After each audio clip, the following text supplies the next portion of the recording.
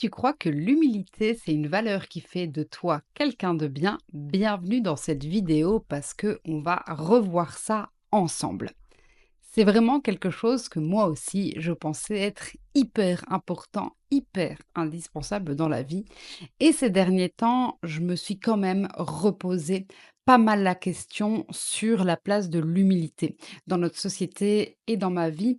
Parce que on voit ça à toutes les sauces et oui, être humble, c'est bien, mais je trouvais qu'il fallait un peu remettre les choses à leur place et c'est ce que je vais t'expliquer aujourd'hui.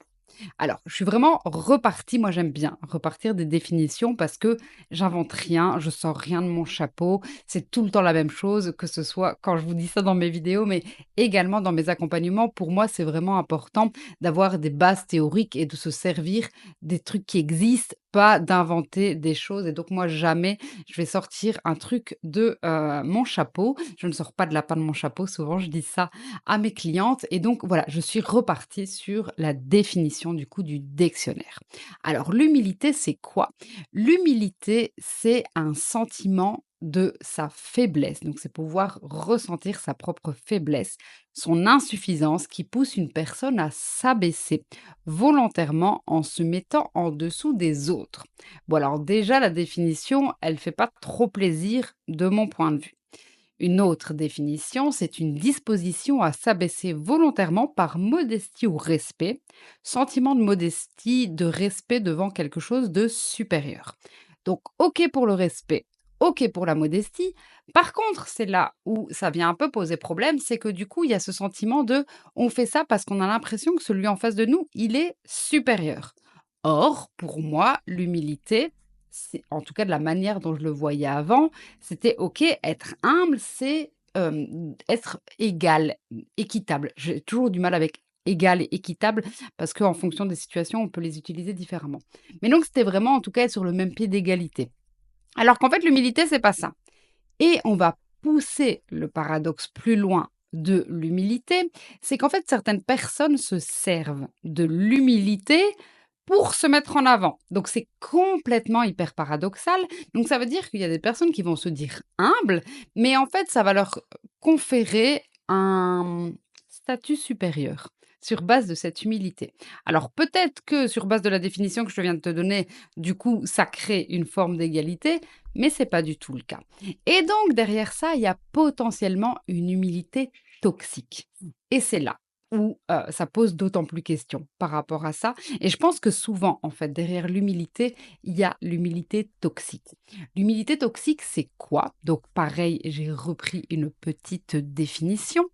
Donc je te lis avant d'en discuter avec toi. Donc l'humilité toxique, c'est quand l'humilité devient un masque ou une prison. Elle se manifeste quand on s'efface trop, qu'on minimise constamment sa valeur ou qu'on refuse de reconnaître ses réussites par peur de paraître arrogant, de déranger ou de ne pas mériter. Et donc ça va être toutes les personnes qui vont se dire: «Ah tu sais, c'est rien. Quand je fais quelque chose, c'est rien». Donc malgré l'effort qu'on fournit, on va nous dire: «Ouais, ça c'est rien». Quand on rejette les compliments au lieu de les accueillir. Quand on n'ose pas partager ses réussites par peur de paraître prétentieux. Quand on valorise toujours les autres, mais qu'on n'arrive pas à se valoriser soi. Quand on cache son savoir ou ses talents pour ne pas faire de vagues. Et donc là, c'est on met le masque de l'humilité, mais trop, en mode l'autre est toujours meilleur que moi. Et puis, eh bien, il y a l'inverse. Il y a cette humilité toxique où en fait, on va faire tout le contraire. Donc, on va ne faire que se valoriser, que mettre en avant nos talents, que dire que c'est génial, qu'on est génial, qu'on a plein de trucs. Et en fait, c'est trop bien parce que ça valorise notre estime, ça valorise notre confiance, mais pour autant, ça ne doit pas rabaisser l'autre. Et donc, je trouve vraiment que cette notion d'humilité, elle est hyper compliquée dans notre société d'aujourd'hui.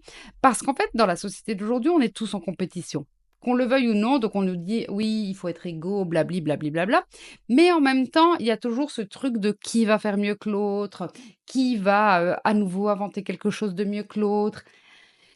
Et donc, c'est hyper compliqué. Donc, à la base, cette valeur, elle est merveilleuse. Enfin, je trouve que c'est plutôt pas mal, en fait, hein, à la base, de se dire que, on est tous égaux et puis quand on y réfléchit un peu plus loin, finalement, il y a une distorsion qui est hyper négative et aujourd'hui, je la vois partout. Alors je sais pas si c'est à cause des réseaux sociaux qui exacerbent ça ou si c'est vraiment, la société qui fait que aujourd'hui il y a cette forme-là de déséquilibre.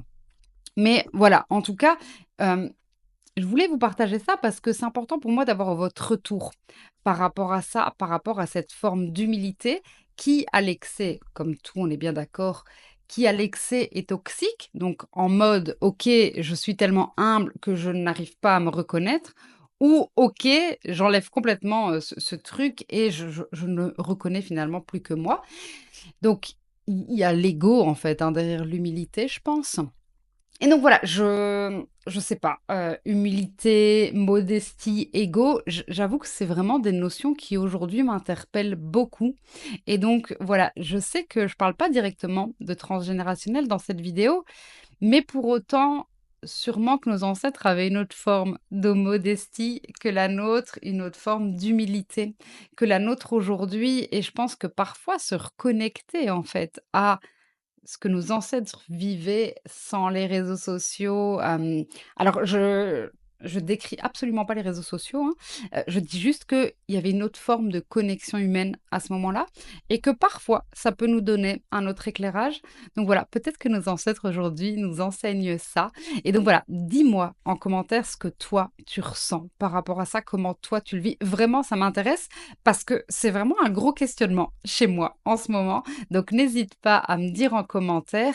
Je te rappelle aussi quand même, parce que je suis thérapeute et formatrice en psychogénéalogie, qu'il y a une expérience gratuite qui aura lieu les 21, 22 et 27 mai. Donc dans pas longtemps du tout, si tu n'es pas inscrit, je te mets le lien en description. Je t'attends en commentaire pour voir comment toi tu vis l'humilité aujourd'hui. Si tu as une autre définition que moi, je suis vraiment ravie de l'entendre. Si tu as un retour à me faire d'expérience, je suis aussi ravie de partager ce genre de questionnement avec toi. On se retrouve bien entendu dimanche avec un sujet transgénérationnel. Et d'ici là, je te souhaite de prendre soin de toi.